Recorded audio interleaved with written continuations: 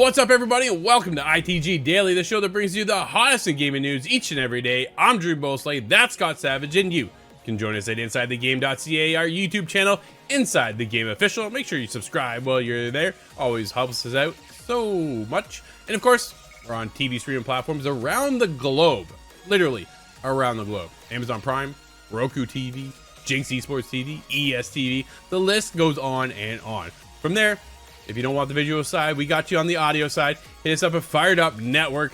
We're there as well. All 212 platforms across the globe.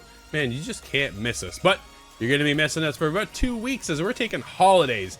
Today is our last seasonal day for ITG Daily. And in fact, Inside the Game. We'll be back in the new year, so don't miss us too much while we're gone. We'll have a lot more to talk about. We're probably going to be talking over the holidays too. So make sure you swing by our Twitter. Hit us up over there. I'll be there. Scott will be there. We're always active. You just can't shut it down sometimes, can you, Scott? Oh, I never stop. No, absolutely not. So we're not stopping today either. So what do we got on today's show? Oh, we're going to begin with some unfortunate news. The Last of Us Online. Ugh. From there, we're going to move into the hopeful future with Death Stranding live-action film. The crew is being sunset forever. Yeah, it's an interesting show to say the least. The Last of Us was definitely a bit of a heartbreaker. Came in late last night, so we're going to definitely be getting into that. But Scott, what are you playing over the holidays? The big thing. Oh, I think I'm going to be playing a lot of Armored Core. I really got my foot in the door, and I'm loving it, and I really want to see this one through. I'm a big fan of FromSoft. Yeah, absolutely. I'm going to finish my playthrough of Dishonored. I want to do that, and then get back into Starfield, and there's a couple other things I want to wrap up. But before we wrap things up, let's get into today's topic. It's a big one. The Last of Us Online is canceled. Scott, we received some disappointing news late last night, and here we go. Set the internet ablaze.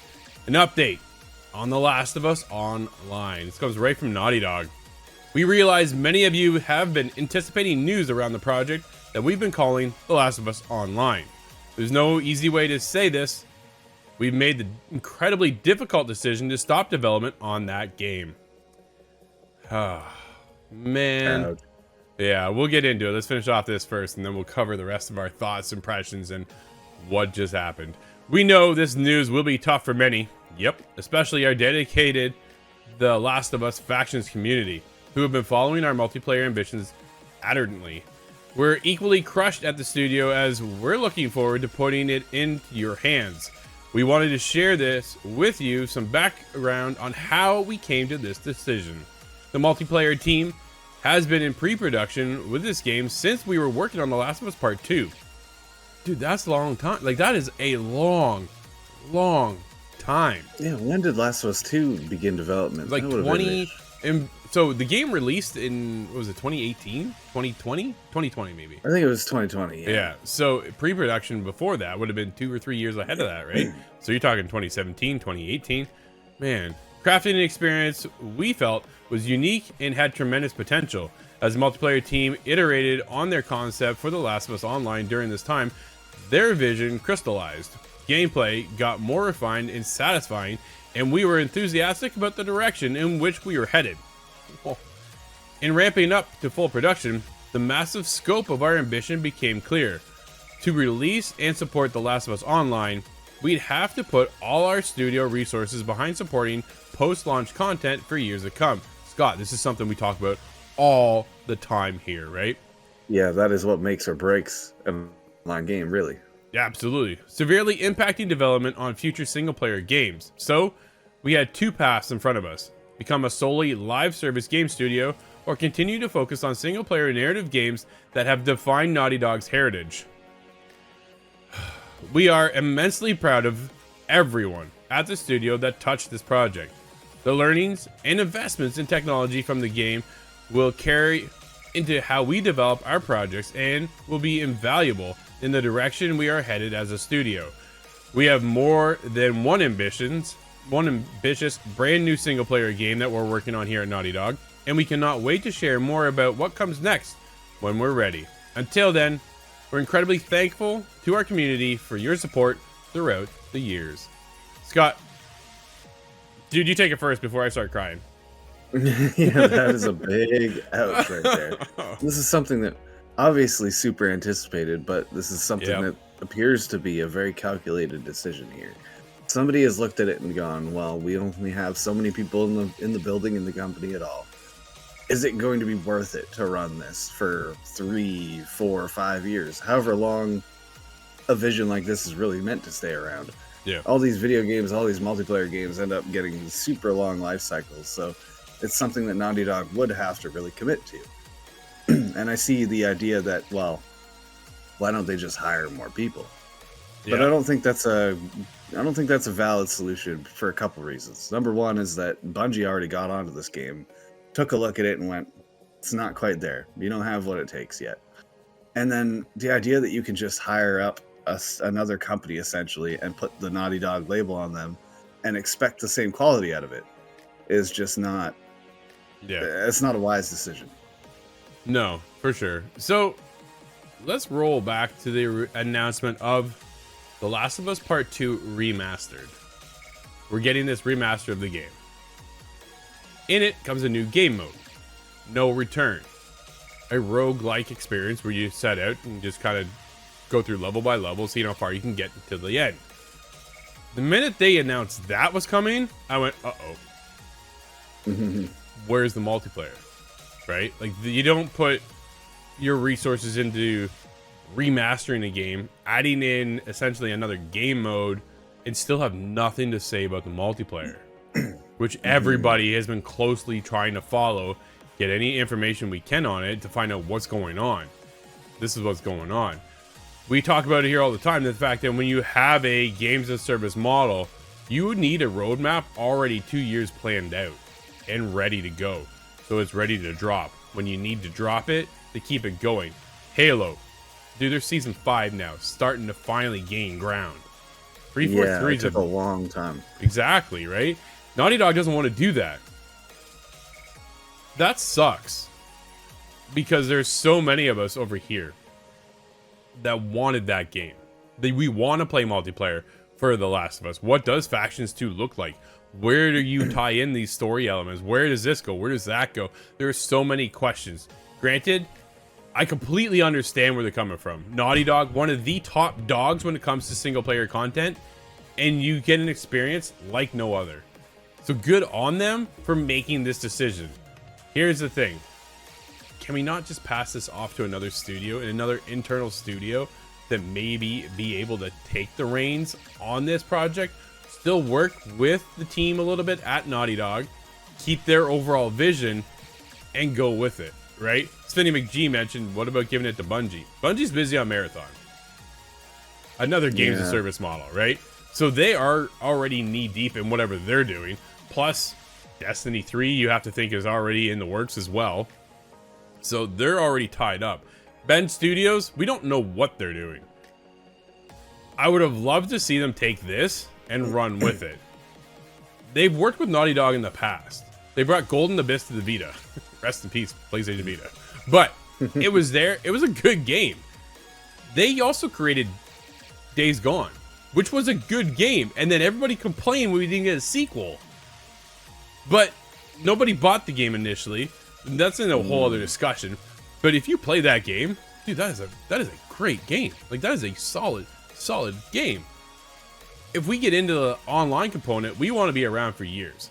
And this is the difference I think we're starting to see games of service than the old school multiplayer. When they put out factions, dude, they can just put it out, do a couple updates, give us some skins, give us this, give us that, and then call it a day. It's not like that anymore, right? People want to be invested into this world.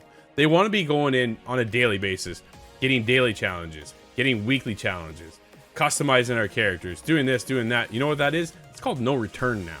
That's what that is. Naughty Dog is giving us the remastered version packed with No Return, which is going to have daily challenges. It's going to have all these challenges for us to unlock the next character, upgrade the next character, and do all these other things. And I'm just like, man, it's just not there. I'm seeing an interesting picture in the whole big scheme of things. Is Naughty Dog, do we want them to kind of sacrifice what they do in the single player realm for a multiplayer, if they were to make that decision? Sure. Is there enough behind the PlayStation brand of third-person action games. Is there enough that you don't need Naughty Dog necessarily contributing to that pile? Well, I think that'd be an interesting idea to have them focus on the multiplayer, but then I think it would become too much of a side spin-off of the TV show. It kind of become too much of an accessory piece to the TV show, where it really ought to be the other way around. No, exactly. PlayStation can't afford to lose Naughty Dog, right? No. So when they're like, we do games of service, or do we do single player? You make them do their. Well, you don't make them, but you allow them to do their bread and butter, and that's bringing us the single player story content that we all know and love, right? Oh, I just had a thought. You don't want the wrong development studio on this, just forced to do their own, or forced to do a work that they don't want to do, because then you end up with Redfall. Yeah, exactly, right? We heard what happened to Redfall. The team didn't want to do it. The team did not want to work on that game, and they were forced to work on it, and when it came out, it was crap, right? We don't want that here, but I would love for somebody just to go, hey, I love what the vision is over here.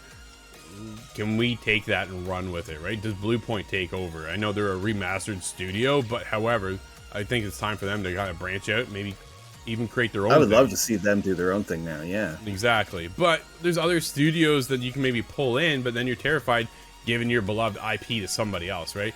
PlayStation talked about, we're going to have 13 games of service games by 2025.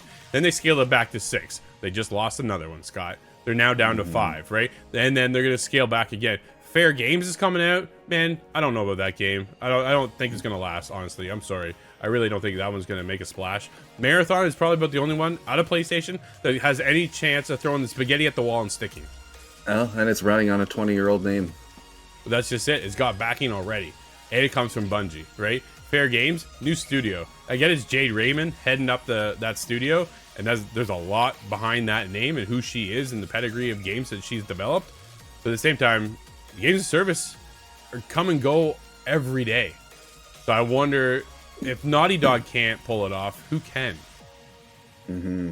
Well, in one regard, is this at least a relief? We now have an answer. We do. It's just not the answer we all wanted, right? That's the problem. Yeah, it's definitely a heartbreaker, but totally understandable too. I'd rather see them do something that they're passionate about and want to carry on than having to drag out a service that they just don't want to do. I guess this should come as no surprise, Scott, as Kojima Productions is in A24 to adapt a live-action Death Stranding movie. Jeffrey Russo, GamesIndustry.biz. A24 and Kojima Productions, led by Hideo Kojima, have announced they will be teaming up to produce a live-action Death Stranding movie. Death Stranding was released. Go ahead. Sorry, is it just called Death Stranding 2? No, it's not. Death Stranding was released in 2019. In November 2022, it amassed a player count of more than 10 million. In the announcement, Kojima said, quote, A24 was born into the world about 10 years ago. Their presence in singular within the industry, they are like no other. The films they are delivering to the world are high in quality and very innovative, end quote. Quote, I have been attracted to their creations, and they have been inspired by my own work. Their innovative approach to storytelling aligns with Kojima Productions has been doing for the last 8 years. Man, they've been around that long. Wow, time flies. Now, we are making a Death Stranding movie together, end quote. Scott, I know this isn't for everybody.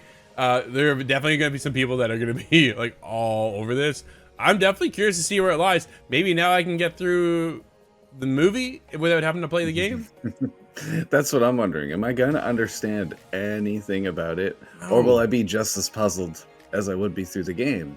Which is okay with me. This is a Kojima after all. I don't expect to fully understand what's in his head. But I do have a burning question, and this is, of course, the easiest joke. Who is going to play Norman Reedus? It's going to be interesting to see it. I'm happy for Kojima Productions. Obviously, Hideo wants to do this, right? He's been wanting to get into the film industry for years, and Konami's just held him back the whole time. And now he's got his own studio. Man, he's got more opportunities probably coming his way than he's ever seen in his entire life. And here's just another opportunity for him to jump on and create something else, which is, as a creative person, you have an outlet that you need to feel that fire, and it just feeds off of and grows and expands. And here's another way for him to explore other opportunities.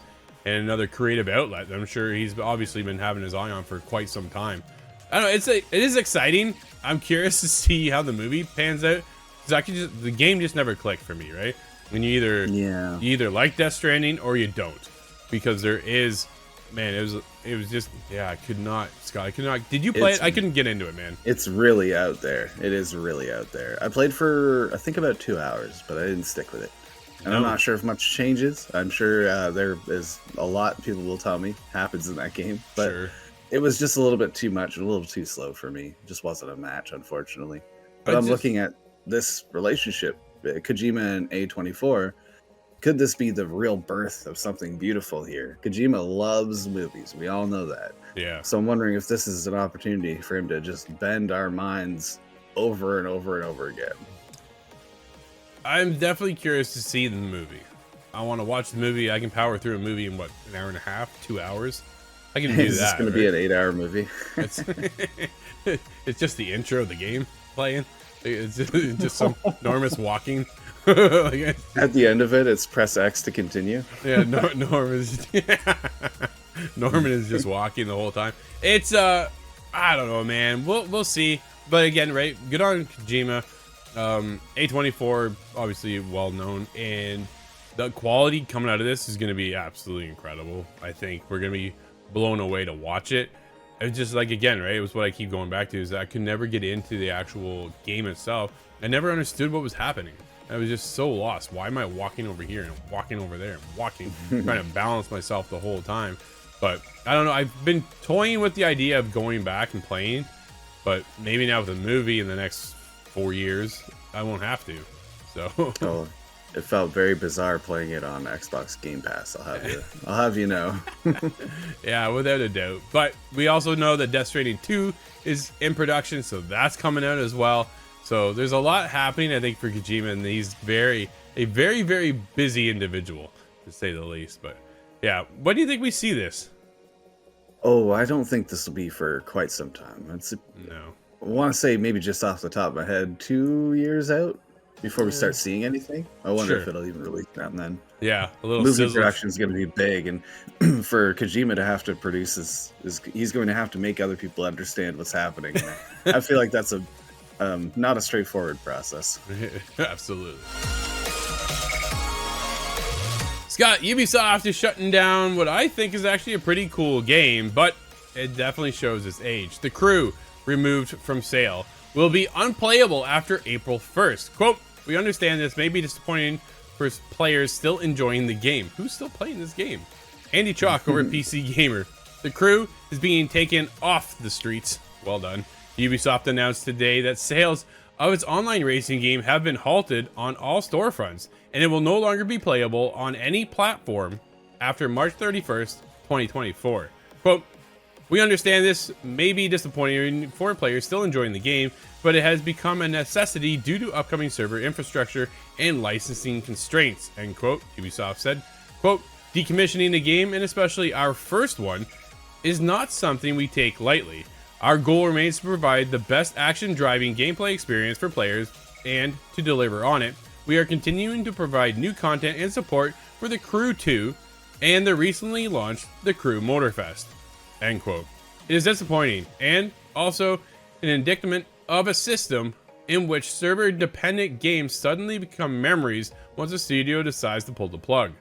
The Crew is a multiplayer focused game, but it offers a single-player campaign, which by definition is something you play by yourself. By rights, losing online functionality should have no impact on the aspect of the game, and yet here we are." Scott, I think that was my biggest question, is like, what happens to the campaign? Because here's the difference. The Crew was a cool single-player experience. That campaign, dude, it was awesome. There was a whole setup behind it. It had the touch of like the Fast and the Furious from back in the day.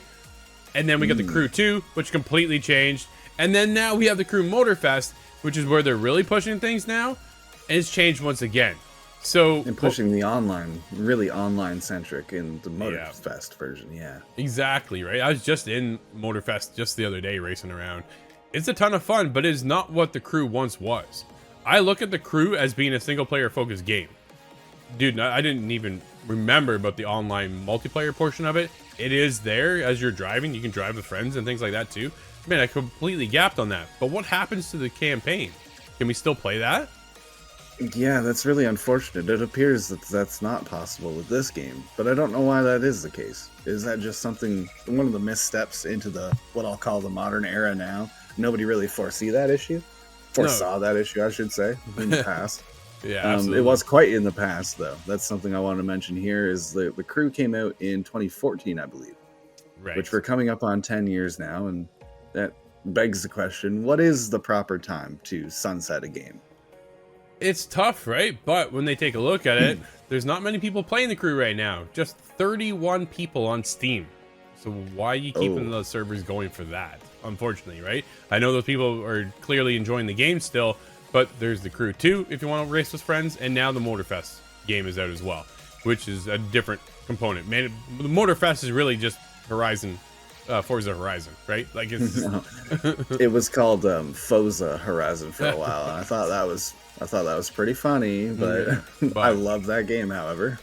Right? So the Crew 1 enabled us to define the pillars of the Crew franchise: a social open world full of activities, an RPG progression system linked to the vehicles and action players performed, and finally guaranteeing players activities at any time of the day. Ubisoft said, thanks to the experience developed by these pillars, we reached over 40 million players on the franchise last year. Something we are incredibly proud of. We would like to personally thank each of our players, without whom we wouldn't be here today. So 40 million players, Scott, on Motorfest. Tells you where that's going, right?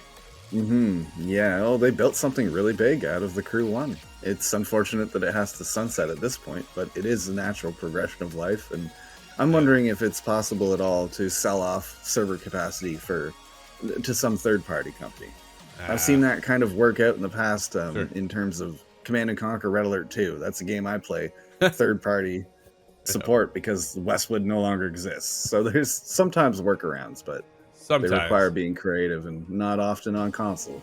No, yeah, absolutely. It's going to be interesting to see where they go with the next Crew, I think is the big thing, right? We've gone away from that single-player focus campaign with an open world multiplayer focus to just being multiplayer now.